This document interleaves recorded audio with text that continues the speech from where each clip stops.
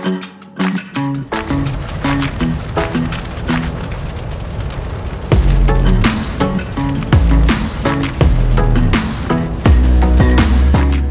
YouTube, Sandre here.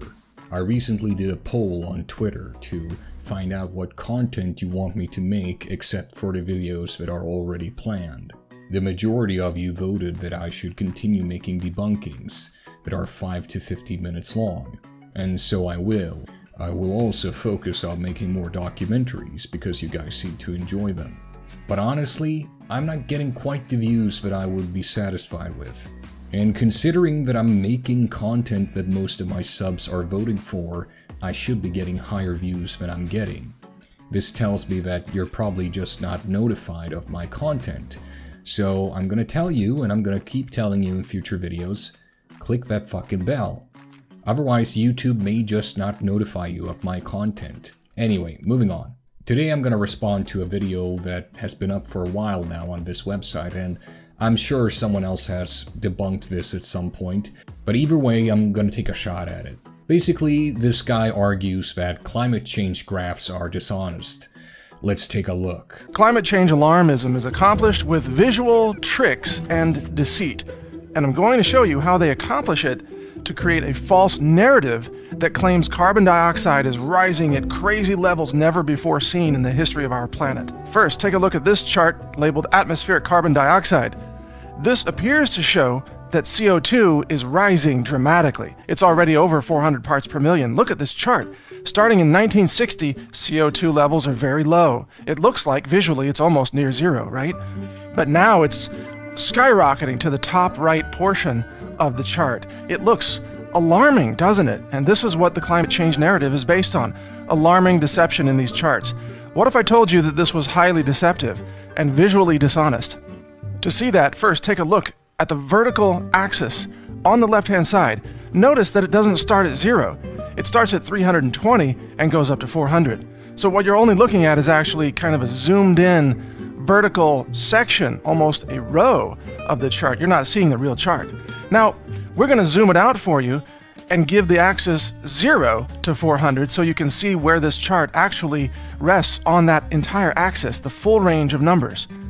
Now, when we zoom out, we see that, in fact, CO2 hasn't risen that much compared to the existing concentration of CO2. Oh, for fuck's sake. That graph is showing a dramatic increase. What the fuck do you call that? That is a dramatic increase. Do you have something wrong with your fucking eyesight? This is how you make a scientific graph. You never start from the bottom unless you need to. Why? Because in scientific graphs, unlike graphs you may find on the news or in opinion polls, it can get quite messy. You want to simplify as much as possible to make it easier for anyone reading the journal, even for a fellow scientist, to understand the info that you put into the graph.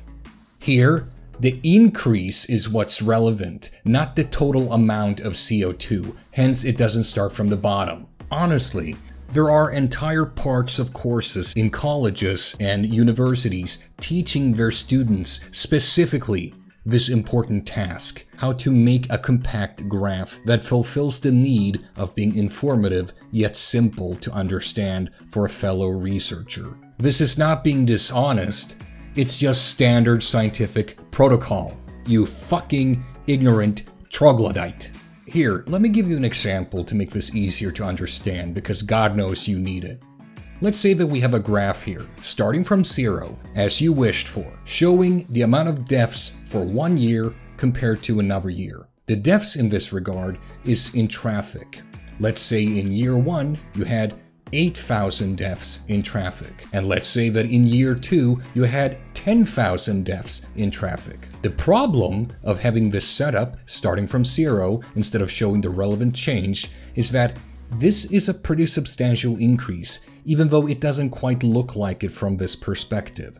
Any politician looking at this graph might get the impression, oh, we don't need to pass any reforms regarding traffic laws or maintenance of roads or anything to diminish the amounts of people who die in traffic. If you look at the whole, it's not that big of an increase in deaths per year, now is it? In reality though, if you zoom in, you see how big of an increase it actually is. It's alarming. That's an additional 2,000 people dying in traffic, in whatever nation we're talking about. Or in other words, it's a 25% increase in deaths in just 1 year. Again, from this greater perspective, it's not quite as visible, meaning that there's a risk that someone might devalue the information that's put on display simply because of the format. There's a reason why scientists put graphs like this one in journals instead of graphs that you suggest. I mean, come on people, if you are gonna criticize the way scientists put forth information, can you at least do some basic research as to why they have that format to begin with? The way we have set up journals these days and the way we produce data and publish that data is a process that has developed over hundreds of years throughout modern science. Oh, by the way, plants all across our planet are actually starving for CO2. And extra CO2 allows plants to grow food more quickly, and it also encourages reforestation, which is good for the planet. Oh my fucking god. I'm so sick and tired of this argument that I hear from people denying climate change. But CO2 is plant food, therefore more CO2 means more plant growth. Right, let me just explain a couple of things to you. I'm a chemistry student. I've read advanced biochemistry. I know my shit when it comes to photosynthesis, okay? And yes, it is true that CO2 is necessary for plants to make carbohydrate molecules. However, it's not as straightforward as you think. In order to increase the amount of plants that are being formed thanks to this increase in CO2, you also need to increase the other resources that are necessary for the plants, such as water and a way to store that CO2 and water, nitrogen, etc. There's more to making plants grow and thrive than just CO2. Let's get down to the basics of photosynthesis. You see, plants have something called a stomata in their leaves. When it's open, CO2 can enter. This is also when water and oxygen molecules can escape. Now, oxygen molecules escaping out of the stomata when it's open is not a big deal. It's just a byproduct of photosynthesis. But you see, plants can't lose too much water, because water is actually necessary for plants. So this is one of those necessary evils, if you will, that plants have to deal with. In order to get enough CO2, they have to open the stomata, but then they also risk losing too much water. What does this have to do with climate change? Well, you see, as global temperatures increase, this means that more water molecules are going to escape per carbon dioxide molecule getting in through the stomata. The balance of the CO2 that they gain and the water molecules that they lose is going to shift. Now, the way plants actually deal with this fact is that they simply close their stomata more than they have it open. This minimizes the loss of water molecules, but it also means, as you may have guessed, that they can also gain fewer carbon dioxide molecules. So if anything, for most plants on this planet, as the average temperature increases, you're actually going to see them have a lesser efficiency rate of absorbing CO2 than before this increase in temperature. Anyway, thank you all for watching, and I'll see you soon. Bye!